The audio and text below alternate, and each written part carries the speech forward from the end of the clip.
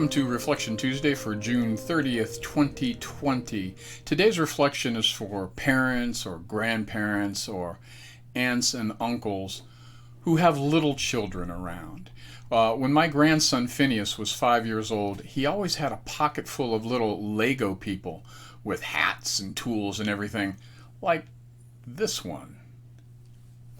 And he insisted on carrying them around everywhere he went in case he needed them, which sort of made us laugh.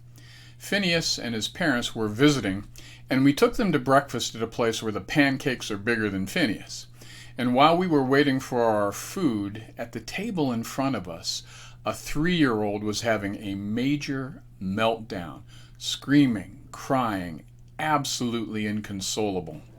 Some people stared, others were clearly annoyed and gave the young parents the stink eye as they tried unsuccessfully to control this meltdown. So, without warning, Phineas gets up, walks over to the screaming 3-year-old, reaches into his pocket, and pulls out 4 little Lego guys. The 3-year-old suddenly freezes and goes, "Oh."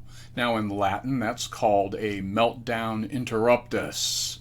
So Phineas picks one, gives it to the 3-year-old, and simply walks back to the table and resumes destroying his chocolate chip pancakes. Peace is restored. Now up to that point, the family didn't know what to do. We didn't know what to do. The waitress didn't know what to do. The other customers didn't know what to do.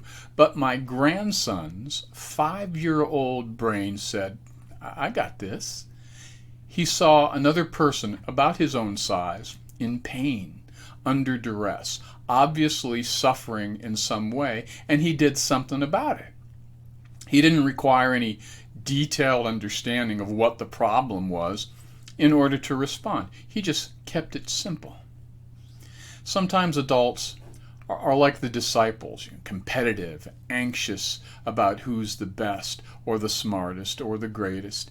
And then Jesus shocks everybody by saying that without the humility and simplicity and heart of a child, you will never enter the kingdom of heaven.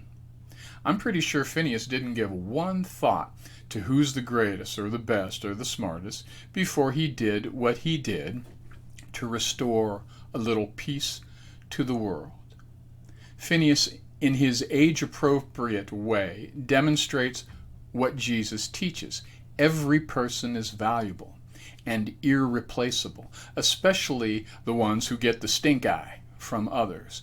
Those the world rates as unimportant or disposable or poor or different, or whose only offense is that they come from some other place or have a different skin tone. So, are there people around us like that?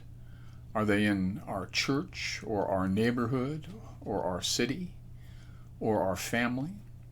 The learning point is this: when we welcome the suffering, the poor, the vulnerable, we welcome the Lord Himself. To do that over and over, sometimes we have to become like little children who don't really keep score, but have a true and keen sense of what is fair and what is unfair.